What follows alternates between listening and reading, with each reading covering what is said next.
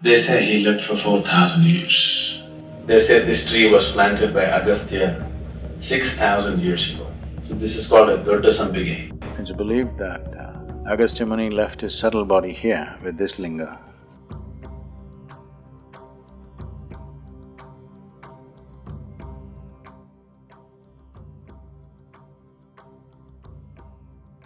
The first transmission of yoga happened on the banks of Kanti Sarovar, about 6 to 7 kilometers beyond Kedarnath. It's called Kanti Sarovar. Kanti Sarovar means a lake of grace. It was named as the lake of grace because it's on the banks of this lake the first yoga program happened, somewhere between 12 to 15,000 years ago. Adi Yogi, when he appeared in the upper regions of Himalayas, people gathered in thousands because his very persona was such that it attracted people and everybody sat down. But he said nothing, he closed his eyes and sat. People waited. So he simply sat there for months on end, unmoving. They realized that if someone has to sit like this, he must be beyond his physical nature, otherwise he cannot sit like this. Only 7 people identified this and they stayed back. These 7 people today are referred to as the Saptarishis or the 7 celestial sages in India. He gave them a few preparatory steps and said, you prepare, let's see. One day when his attention fell upon them and he noticed they have become like shining receptacles. For one who knows, when he sees such a shining receptacle, he can't keep quiet. He saw these people are really ready and then he sat down on the banks of Kanti Sarovar and started expounding the science of yoga.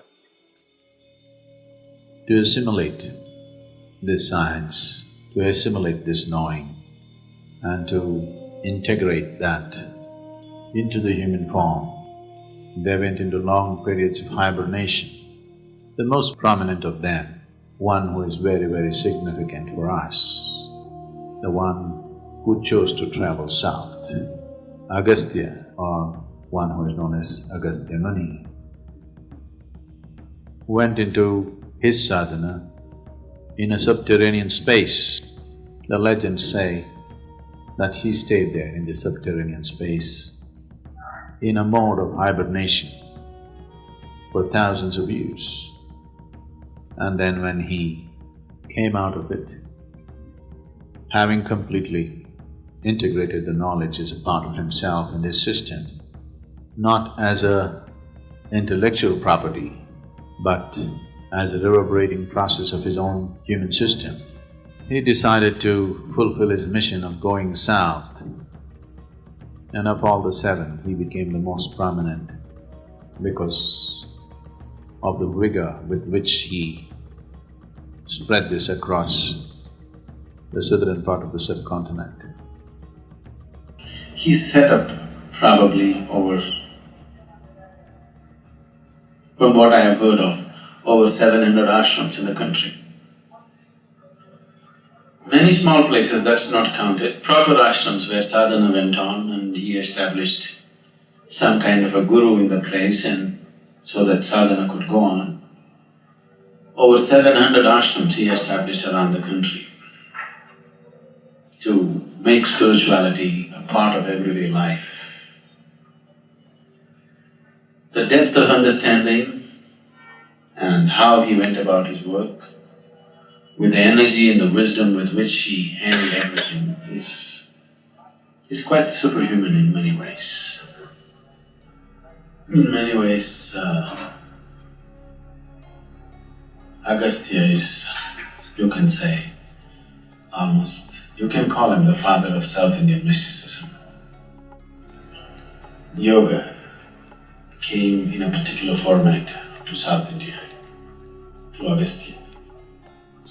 They say he lived for 4,000 years. I don't know whether he lived for 4,000 years, but definitely he lived much longer than what normal human beings live if you look at the volume of activity he performed in his life. It doesn't look like he died in 100 years' time. At least 400 years he must have lived, because the volume of activity he has performed is not possible within a certain limitation of time. Today we are jetting around and driving around, so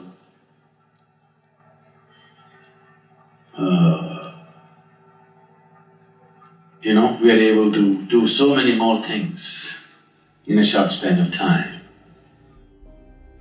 But the kind of travel Agastya did on foot, it's impossible for a man to have that much activity in a normal span of human life. Definitely he lived very long, maybe 400 years and maybe 4,000, or people just added 1 zero because actual zero. But he did incredible things.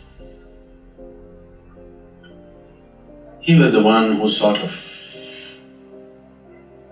tamed the anger of Kartikeya. Kartikeya was Shiva's son, so he got very angry and he wanted to go away from his father. So he went down south in great anger and he became a warrior. In many ways an unmatched warrior, and he went about conquering. Conquering, he didn't conquer to rule. Whatever he thought was unjust, he went about slaughtering. Because he felt his parents have been unjust to him and he wanted to create justice. When you're angry, everything feels unjust, isn't it? Every small thing, you think some great injustice is happening to you when you're angry. So he felt so much injustice in the world, so he found a lot of people to slaughter. So he fought battles and battles and went down south. It was Agastya who made this anger into a means for enlightenment. And finally he found his rest in Subramanya. So for the last time he washed his sword at Subramanya, settled down there for some time and then moved up Kumar Parvat, where he attained Mahasamadhi in a standing posture. So this great art of transforming Kartikeya's anger into a means for his enlightenment was Agastya's work. And all the siddhas of South India, they are very much in the tradition of Agastya. In a way, everything that I do is just a small extension to Agastya's work. He built a colossus of a place, we are just adding one extra room to it. Because this South Indian mysticism has a different flavor, that's because of Agastya. So he took up the maximum territory compared to the other six and went about transforming this in many different ways. He ensured that some element of spirituality is in everybody's life. It may be going away, but still, if you just look at the last generation, even today it's very much there. Even a simple peasant in South India or anywhere beyond Uttar Pradesh, anywhere down south beyond that, you will see even a simple peasant has some element of spirituality in him. This was Agastya's work.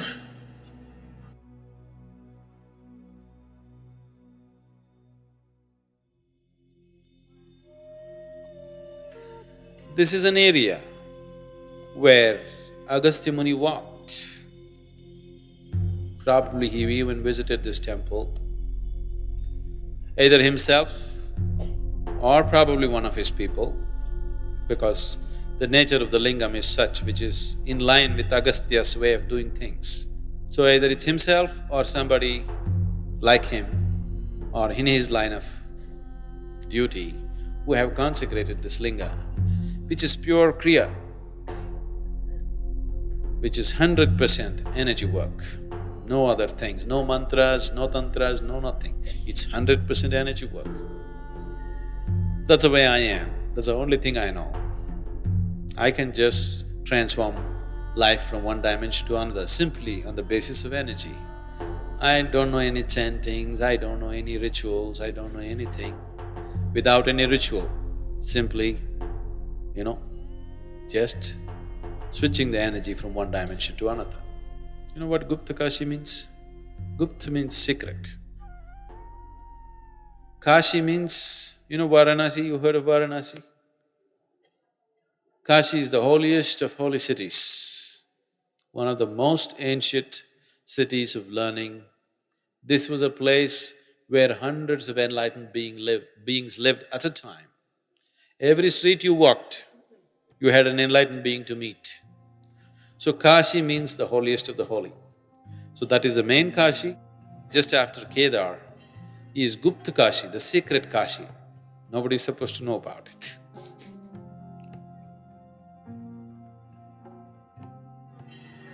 There are a whole lot of stories like this about Agastya's journey down south. When he was going down south, he met Vindhyachal. Vindhyas is another mountain range in India, a much older mountain range than Himalayas. Himalayas is a geologically very young mountain. So Vindhyachal is a much older mountain, among the oldest in the world. So among the mountains,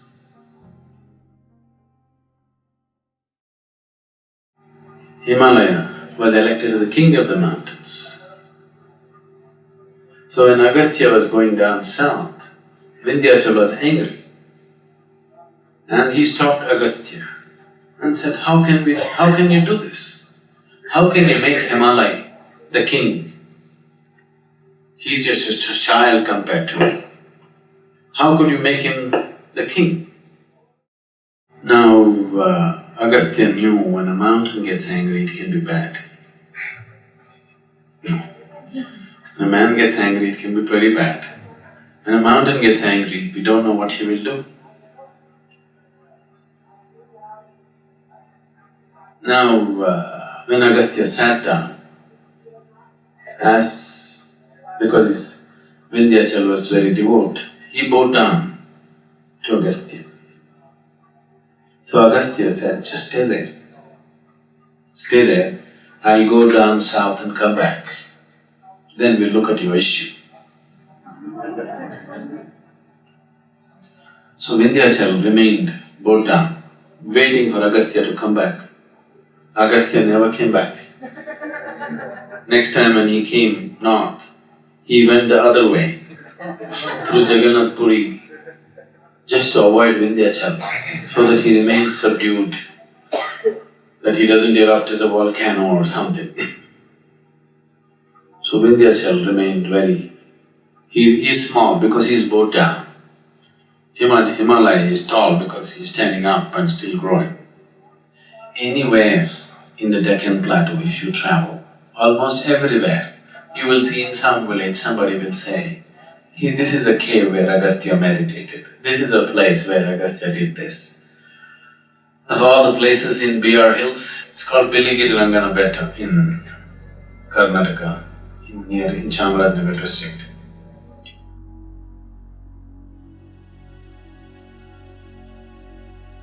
So in BR Hills, there is a place where there is a… what's the sampangi tree? What's it called in English? Sampangi? Champa, is it? Champa. Okay, it's a very fragrant flower. This tree, they say, was planted by Agastya Muni. It's definitely incredibly old, this tree is. It's become all knotted up and it looks much older than any tree of its kind. They said this tree was planted by Agastya 6,000 years ago. So this is called as Dodda Sampige, because Dodda Sampige means big Sampige. It's so large.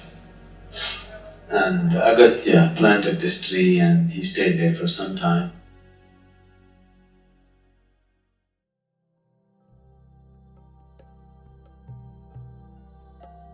In the Kaveri, this is the midpoint. So, they identified the exact midpoint and Agastya Muni consecrated a linga which is originally actually made of sand mixed with some compound of those days, traditional compound. So it's a sand linga which is still intact, not only physically intact, in every way intact. This is seen as the navel of Kaveri because it's a midpoint and whatever he did, I wish I had more time to spend here, but it's just blowing away as if it was done yesterday. And it's incredible. This is our ancestry. It's believed that Agastya Muni left his subtle body here with this linga and left his mental body or Manomaya Kosha in Chadura, what? Somewhere near Madurai or Virudhunagar, there is another place where he left his intellectual or mental body.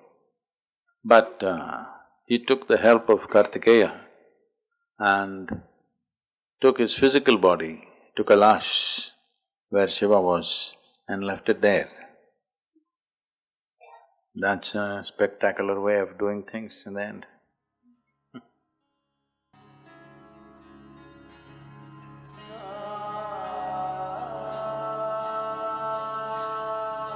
Kailash is like a tremendous spiritual library for me.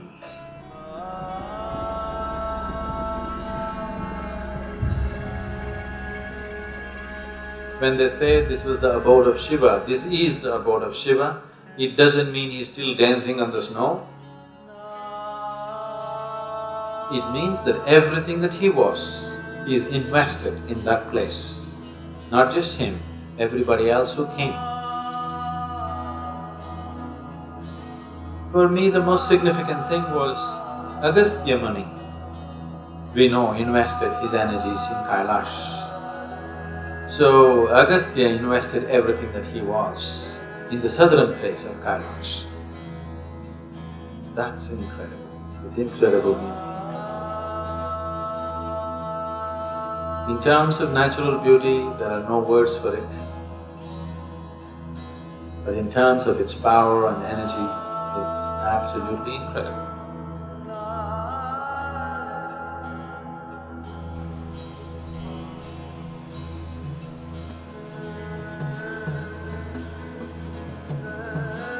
So Agastya is the source of everything that is southern mysticism.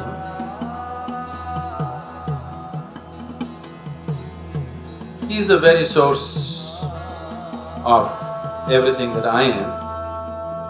You can say, I'm just a fingernail of his, scratching your life right now.